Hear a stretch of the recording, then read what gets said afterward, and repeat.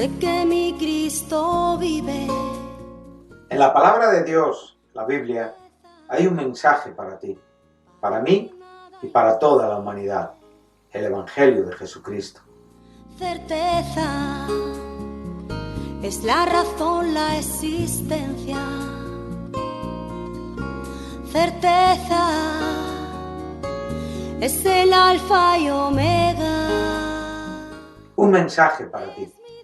Todas las semanas, en este canal de radiodifusión cristiano, Luz a las Naciones, un estudio expositivo de la palabra de Dios, edificando sobre el verdadero fundamento de los apóstoles y profetas, siendo la principal piedra del ángulo Jesucristo mismo. Que ni lo alto ni profundo. Síguenos en directo o en cualquiera de nuestros canales y recuerda que Dios tiene un mensaje para ti. Que Dios os bendiga y edifique a través de su palabra. Amor de Dios, certeza, yo sé que mi Cristo vive. Certeza, para Él no hay nada imposible. Certeza, es la razón, la existencia. Certeza, es el alfa y omega. Es un placer saludar de nuevo a los oyentes de Radio Luz a las Naciones en nuestro programa de estudio bíblico titulado Un mensaje para ti. A lo largo de nuestros últimos programas estamos estudiando juntos la primera epístola del apóstol Pablo a la iglesia de Corinto. Sabemos que es la primera epístola que escribió de las conocidas como mayores, juntamente con 2 Corintios y Romanos, y que fue escrita por Pablo en su tercer viaje misionero desde Éfeso, ahí aproximadamente entre los años 50-55 después de Jesucristo, y que esta iglesia fue establecida, fundada por el mismo apóstol en su segundo viaje misionero. Estamos haciendo un estudio sistemático, estamos tratando de exponer versículo tras versículo y procurando detenernos a veces en una correcta explicación de la gramática, de los verbos, de los sustantivos, adjetivos, y como no también pues tratando de hacer o de llevar a cabo una exegesis que nos interprete en muchos casos los significados de las palabras y de las frases en sus contextos naturales, siempre respetando el contexto total de todo lo que es la escritura. Hemos venido a lo largo de los primeros versículos en la salutación, hemos podido también pararnos en la introducción, tenemos el versículo 1 al 3, la salutación, entre los versículos 4 y 9 tenemos una introducción maravillosa donde hemos podido estar a lo largo de algunos programas y ver pues la profunda y maravillosa teología que el apóstol expresa y nos deja aquí para que nosotros disfrutemos no solamente de la lectura, sino también de la propia edificación que el Espíritu Santo lleva a cabo en nuestros corazones cuando leemos con humildad y en una actitud correcta la bendita y santa palabra de Dios. Nos sorprende ver que cuando ya entramos al cuerpo epistolar nos encontramos con una iglesia con dificultades, con problemas, nos encontramos con una iglesia revuelta en su fuero interno, nos encontramos con muchos asuntos que podemos aprender a identificarlos, a no incurrir nosotros hoy en cuanto a nuestras conductas y relaciones con nuestros hermanos y diferentes ministerios dentro de la iglesia.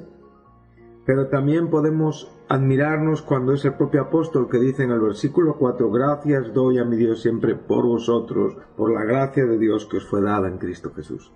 Bueno, después de reconocerles, como hemos dicho en el pasado programa, como la iglesia de Dios, la que tenía físicamente una ubicación en Corinto, pero que espiritualmente era la iglesia de Dios, No difería en nada de ese rebaño al cual en Mileto el propio apóstol animó, exhortó, advirtió, enseñó a esos ancianos de Éfeso a que pudieran ver su propio estado espiritual, como bien nos enseña Hechos 20, versículo 28, después de que Pablo dice: yo nunca he rehuido, no he dejado, en ningún momento me opuse a anunciaros, a presentaros, a predicaros, a enseñaros todo el consejo de Dios, todo el evangelio de Jesucristo.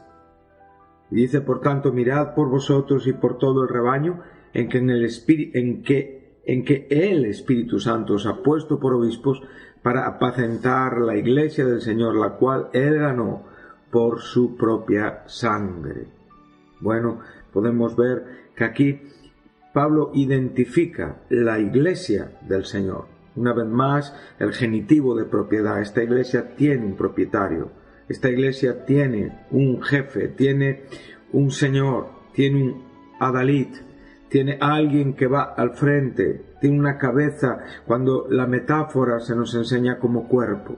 Y sabemos perfectamente que este título se le confiere a Jesucristo en virtud de su muerte y de su resurrección, en virtud de que Él es el primogénito de entre los muertos, aquel que resucitó como las primicias de la resurrección, y aquel que, siendo en forma de Dios, no estimó el ser igual a Dios como un asunto, un derecho, una cosa que aferrarse, sino que despojándose a sí mismo, sino que velando su propia gloria divina en su estado eterno. Siempre recordamos que cuando hablamos de eternidad relativa a Dios, hablamos de una eternidad sin comienzo. Cuando hablamos de una eternidad relativa al hombre, estamos hablando de una eternidad con comienzo.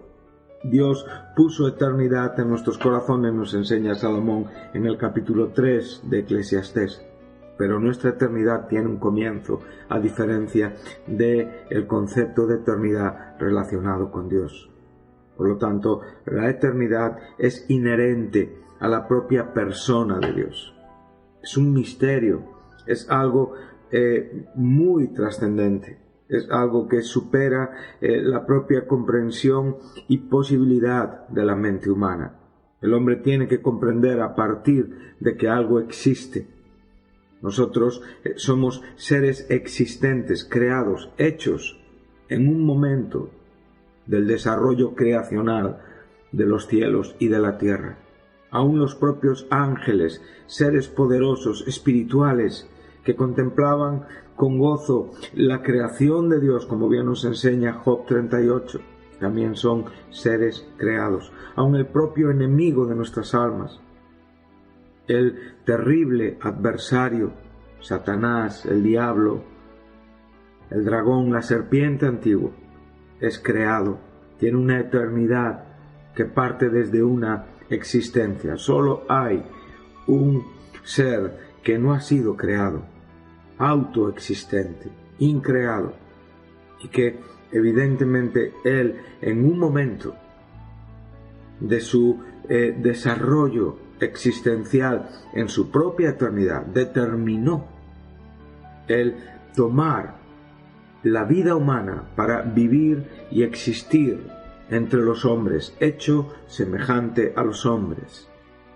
creado en el vientre de una virgen, por medio de la obra todopoderosa del Altísimo, el Espíritu Santo de Dios, la obra del Dios Todopoderoso, hicieron posible que la segunda persona de la Trinidad de Dios naciera de una mujer. Todas estas cosas nos maravillan, y en esta condición es cuando Él toma el camino de la cruz, toma el camino de Jerusalén, toma el camino del Gólgota, toma el camino de la redención de los pecadores, toma la copa que el Padre le da a beber para llevar a cabo la eterna redención de la Iglesia que aquí se nos menciona. Entonces, cuando nosotros podemos ver al Señor de esta iglesia, digo que el título Señor es el título inmediato que Jesucristo tiene, pero superado todavía por su propia persona. Él es más que el propio Señor que nosotros declaramos.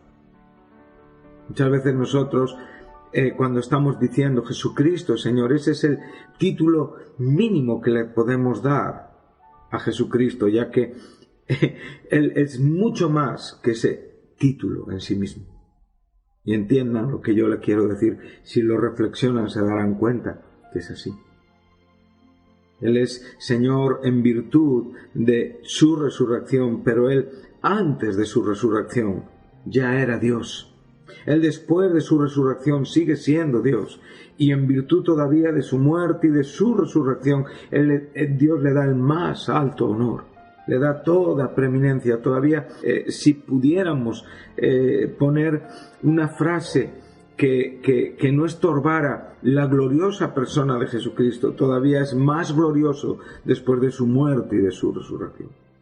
Porque su humanización era necesaria, como su glorificación era necesaria en el determinado y predeterminado consejo de Dios para el estado eterno de las cosas. Por eso, Señor, es el título inmediato que nosotros le damos y que nos lleva a toda la gloriosa persona y a todos los gloriosos atributos de Jesucristo. Si reflexionamos sobre esto, si meditamos sobre esto, si llevamos nuestro corazón a descansar sobre esto, conoceremos mucho más profundamente a Dios de lo que lo conocemos. Iremos mucho más allá de un aprendizaje intelectual o mental. Entraremos en una vida que realmente está constantemente refrescada por la verdad de Dios, y una vida de la que brotan esos ríos de agua viva, anunciados por el propio Jesucristo en ese último día de la fiesta de los tabernáculos, la última fiesta del año judío, donde Él prometió que del corazón del que creyera en Él brotarían. Y cuando estamos hablando de brotar, sabemos que estamos hablando de borbotones, estamos hablando como si pudiéramos expresarlo como de repente unas compuertas que abren un manantial de agua que sale, estas presas, estos embalses de agua que están retenidos por unas puertas, con esos muros que en el momento que esas puertas se abren es una inundación. Pues estamos hablando, es una inundación absoluta.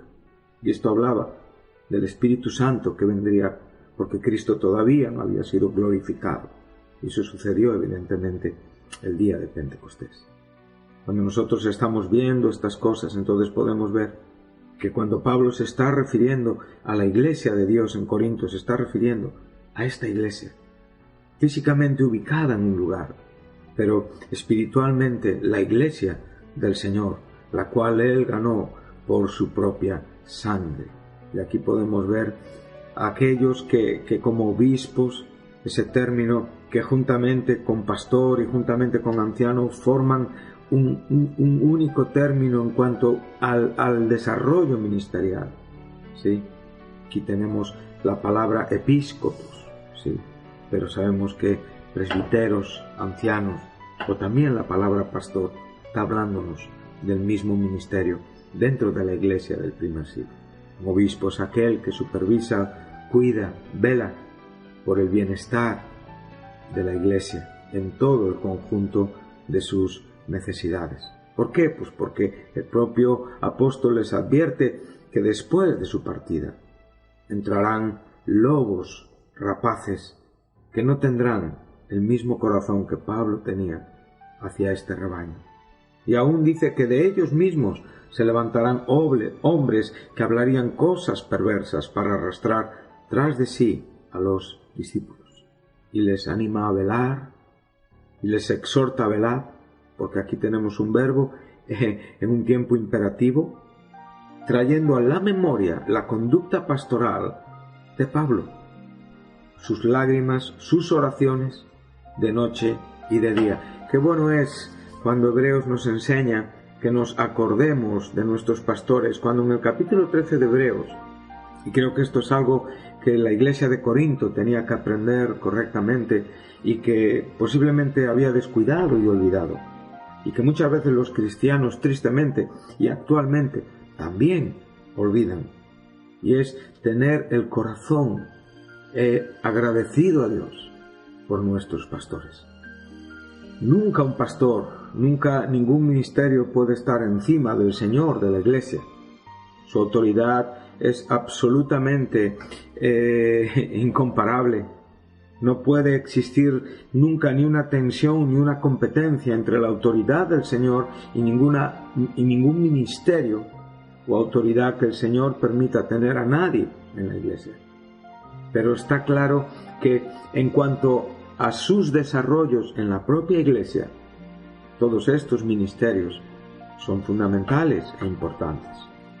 Recordamos las propias palabras del apóstol Pablo a la iglesia de Éfeso en el capítulo 4, donde, citándonos el Salmo 68, verso 18, nos dice como a la misma iglesia de Corinto: la gracia de Dios se ha manifestado a cada uno de nosotros, conforme a la medida del don de Jesucristo.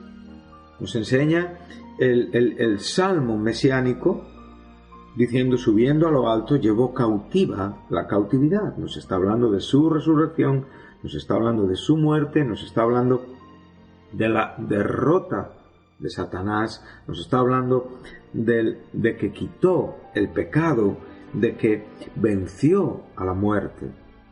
Esto es un argumento absolutamente de redención. Nos está dando la idea de un triunfante general que después de haber saqueado a su enemigo entra victorioso, cual general romano por las puertas de Roma en ese tiempo, mostrando su victoria y los resultados de su victoria. Nosotros somos los resultados de la victoria de Cristo. Él nos pasea en un desfile triunfante. Él nos lleva como un olor grato. Aún qué precioso es cuando somos un olor grato entre los que se salvan, pero también un olor diferente entre aquellos que se pierden. Nosotros somos la evidencia, también la muestra de la resurrección de Jesucristo. Su resurrección, su triunfo sobre todo el mal, es el fruto inmediato, somos nosotros, su iglesia. Cristo, en su resurrección, 50 días después, envió el Espíritu Santo el día de Pentecostés y manifestó la iglesia al mundo con la proclamación del Evangelio. Y ahí podemos ver ya a los primeros ministros de la iglesia predicar el Evangelio con claridad, presentar los argumentos proféticos del Antiguo Testamento, las promesas dadas por Dios en el Antiguo Testamento, esa justicia, como bien nos enseña Romanos en el capítulo 3, en el verso 19 y 20, esa justicia de Dios hablada por la ley y los profetas, pero que ahora, aparte de la ley, se ha manifestado esta justicia, la justicia de Dios que es por la fe en Jesucristo. En el Evangelio de Dios, Romanos 1, 17, el Evangelio se revela por fe y para fe. Esta justicia de Dios es revelada por fe y para fe, o sea, tiene un comienzo, un fundamento en la propia fe y se desarrolla hacia la fe.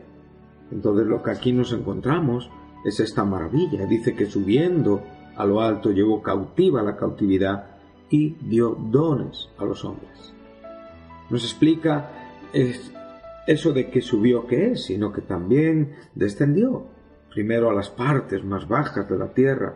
Sabemos, interpretamos que Jesucristo arrebató, desautorizó, quitó toda la autoridad.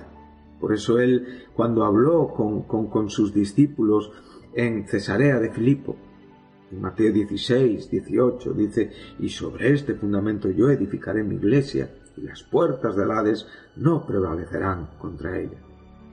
Y dice que a ellos les dio las llaves del reino, la autoridad de la predicación, para que por medio de la predicación pudiéramos desatar las almas cautivas de Satanás en sus delitos y pecados. Nos habla de atar, nos habla de abrir, nos habla de cerrar. Es maravilloso todo esto que nos enseña. El que descendió es el mismo que también subió por encima de todos, y aquí tenemos al Señor de la Iglesia llenándolo todo, el cielo mismo. Cuando Cristo ascendió, qué glorioso pensamiento. El momento en el que el Hijo está soportando la ira del Padre, el momento en el que el Hijo está soportando el pecado de la humanidad, el momento en el que el Hijo tiene rota la comunión eterna que ha tenido por los siglos de los siglos con su Padre. Puedo pensar que esa tristeza que Dios siente en su corazón es una tristeza incomparable, inigualable. Todavía creo que supera la propia caída del propio Adán, creado puro. Creo que el dolor de Dios en el corazón, el desgarro de Dios en el corazón, ha superado a todos los dolores que Dios ha sentido por el pecado de la humanidad. Pero cuando su perfecto y santo Hijo está cargando el pecado de la humanidad, el dolor que Dios percibe es mucho más profundo. Un dolor solamente soportado por aquel que es perfecto en sí mismo. Por un momento, el cielo está vacío. Aun cuando el Hijo estaba aquí en vida, aun cuando el Hijo estaba hablando con Nicodemo, él dijo claramente: nadie subió, Juan 3:13, nadie subió al cielo sino el que descendió del cielo y el que está en el cielo. Aquel que podía hablar de las cosas celestiales y aun de las cosas terrenales, o sea, todo aquello que sucedía por su propia presencia. Pero que aún el cielo, desconocido para los ojos humanos, es revelado por la misma presencia de aquel que habita el cielo. Nosotros sabemos que, según el apóstol, hay un tercer cielo, o sea, tenemos 3 cielos. El Antiguo Testamento tiene una expresión que es un superlativo cuando dice el cielo de los cielos, como puede decir el cantar de los cantares, o el Dios de dioses, o el Señor de señores, o el siervo de siervos. Hay un cielo que supera a los demás cielos, al cielo atmosférico o al propio cielo que vemos donde están las estrellas. Hay un cielo donde está Dios. Y ese es el cielo que Cristo llena. Cuando Él resucitó, Él entró al cielo mismo. O sea, mientras, como bien nos enseña Hebreos, esa primera parte del tabernáculo está en pie, no se había todavía mostrado el camino al lugar santísimo, pero es el momento en el que Cristo resucita, esa cortina del velo se rasga de arriba abajo, que es un símbolo de su carne. Él presenta su sangre en el propiciatorio del cielo, no en el de aquí, de la tierra, el que es un tipo, el que es una sombra, el que es un símbolo. No es digno de la grandeza del Cordero de Dios. Y es el Cordero de Dios quien lleva su misma sangre. Él es el sacerdote y Él es el sacrificio y Él es el que entra a la misma presencia de Dios y allí pone su sangre delante del Padre y purifica, dice, aún las cosas celestiales mismas. O sea, el cielo fue afectado por la propia obra redentora de Jesús. No es que Dios tuviera que ser santificado, sino que el cielo recibió de nuevo a aquel que habitaba el cielo antes que el mundo fuese.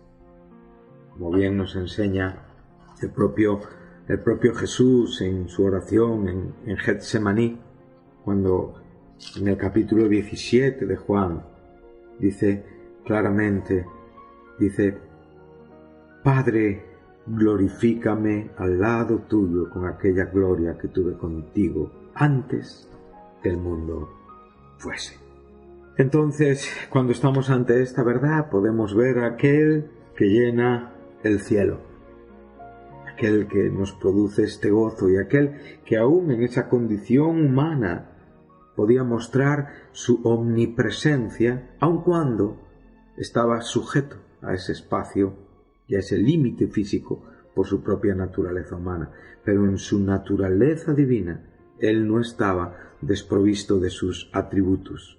Oh, bendita y gloriosa sabiduría de Dios, que Él siempre llene nuestro corazón con estas perspectivas tan maravillosas.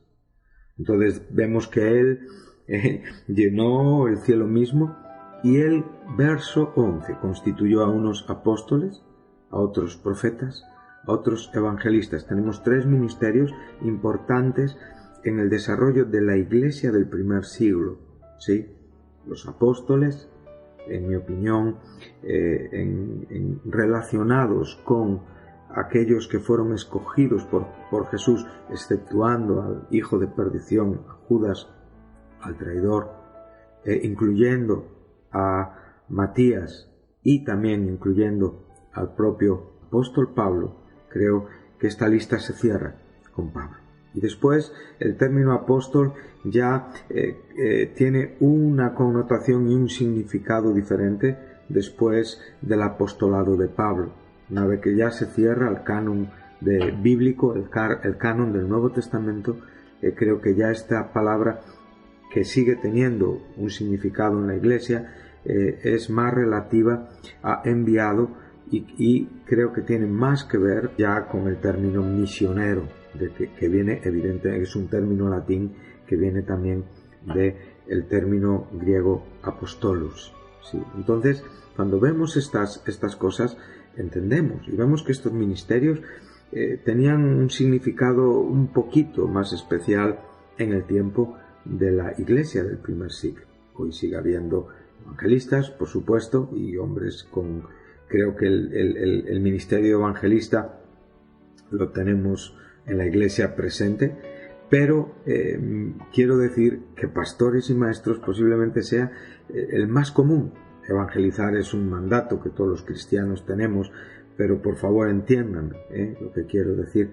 Pero ahora podemos ver que pastores y maestros son posiblemente los ministerios más comunes en la iglesia, siempre con el propósito de evangelizar el mundo, para que el evangelio llegue a todos, porque sabemos que en ese día será una de los asuntos que tienen que cumplirse para el regreso de Jesucristo. Entonces, con el propósito de perfeccionar a los santos para la obra del ministerio. Entonces podemos ver qué bonito es reconocer el trabajo pastoral, como estábamos diciendo, del apóstol en la iglesia de Corinto, que lo tenían un poquito olvidado o posiblemente maltratado. Qué declaración tan maravillosa la que nos hace el propio apóstol a los ancianos de Éfeso en Mileto, y aquí el propio escritor de Hebreos nos dice en el verso 7 del capítulo 13 de Hebreos: acordaos de vuestros pastores. O sea, tener memoria de vuestros pastores. Esto es un asunto para mí que se debe de tener muy, muy, muy en cuenta. El propio Jesús, cuando se despedía de sus discípulos en el aposento alto y instituyó lo que conocemos como Santa Cena o Cena del Señor, en lo que también conocemos como la última cena que él tuvo con sus discípulos antes de morir en la cruz, dijo que cada vez que partieran ese pan y bebieran ese vino, tendrían memoria del Señor hasta su venida. Por lo tanto, la palabra memoria espiritualmente es muy importante. Entonces, en este caso aquí, el verso 7 nos está hablando de pastores que ya tuvieron una influencia o tuvieron una relación con nosotros, que posiblemente a lo mejor en el día presente no lo son, o estamos con otros grupos o con otras iglesias que tienen otros ministerios, pero sin embargo no debemos dejar caer en el olvido aquellos que con dignidad, con corazón, con una actitud bíblica, pastoral, amorosa, nos hablaron la palabra de Dios, mantuvieron una conducta adecuada. Aquí la palabra considerar es observar detenidamente, ¿sí? ¿Cuál es el resultado? ¿Sí? O sea, aquí es un término muy interesante. Es el término que aquí usamos, ekbasim, está hablando de embarcar, de entrar. Aquí está hablándonos de algo que está ya concluido. Son pastores que ya han partido con el Señor.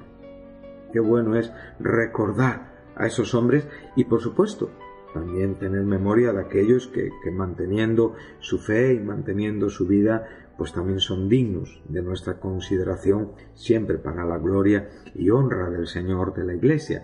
Pero aquí esta palabra nos habla de aquellos que fueron y posiblemente de aquellos que partieron. Nos habla de ver cómo ellos embarcaron, cómo ellos entraron, y también su conducta nos habla de un estilo de vida, de comportamiento, y nosotros debemos de imitar, o sea, de identificarnos con esta fe. Un poquito más adelante, y para concluir ya este programa de hoy, dice obedeced, y aquí ya tenemos un presente. Ya tenemos, aquí está hablándonos de aquellos que hoy tienen este ministerio. Qué bonito es reconocer los ministerios en la iglesia que el Señor ganó con su sangre, la iglesia de Cristo. Pero vemos que estos ministerios, y hablo de los ministerios correctos, de esos ministerios dignos, de esos ministerios que son el fruto y la consecuencia de la resurrección de Cristo, no de hombres amparados en sus egoísmos que destruyen y que evidentemente avergüenzan la iglesia de Cristo con unas conductas. No, hablamos de personas que merecen nuestra confianza y nuestro respeto. Dice, obedeced a vuestros pastores y sujetaos a ellos, ¿sí? Porque ellos velan por vuestras almas como quienes han de dar cuenta, para que lo hagan con alegría y no quejándose, porque esto no es provechoso. Por lo tanto, esta iglesia de Corinto, una iglesia por la cual el apóstol daba gracias, una iglesia que agradecía la gracia que habían recibido de Dios en Cristo Jesús, una iglesia que había sido bendecida con todo lo necesario para poder aguardar y esperar la manifestación gloriosa de nuestro Señor Jesucristo. Una iglesia que iba a ser presentada, que había sido confirmada y sería confirmada para ser presentada irreprensible. Y una iglesia llamada a la comunión en el Hijo como consecuencia de la fidelidad de Dios. Por esta iglesia el apóstol daba gracias, y por esta iglesia nosotros también debemos de dar gracias en los diferentes lugares donde servimos con nuestros hermanos al Señor. Que podamos agradecer los ministerios, respetarlos y guardar la unidad del Espíritu en el vínculo de la paz. Esa comunión, esa unidad es una obra del Espíritu. La Iglesia es una creación del Espíritu y evidentemente una consecuencia del sacrificio de Jesucristo. Que Dios les bendiga y les espero en el próximo programa. Muchas gracias.